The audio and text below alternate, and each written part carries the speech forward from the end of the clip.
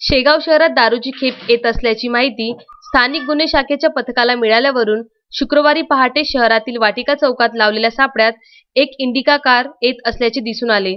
त्याला थांबवून झडती घेतली असता त्यामध्ये 47,000 रुपये किमतीचे देशी व विदेशी दारूच्या बाटल्या मिळून आल्या। आरोपींकडून एकूण 2,80,000 रुपयांचा मुद्देमाल यावेळी जप्त करण्यात आला। यावेळी कारमधील तिघांना ताब्यात घेऊन त्यांच्याविरुद्ध कलम 65 अ.इ.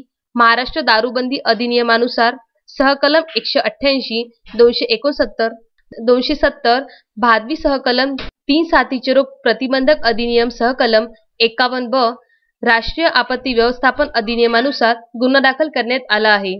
अमोल वसंतदास भोई वय वर्ष 26, लेश महादेव तायडे वय वर्ष 30, हरीश दलपंत इंगळे वय वर्ष 30 असे अटक करण्यात आलेल्या आरोपींची नावे असून तिन्ही जळगाव जिल्ह्यातील मुक्ताईनगर येथील आहे। पुरुषोत्तम भातुरकर, विदर्भ न्यूज, नांदुरा।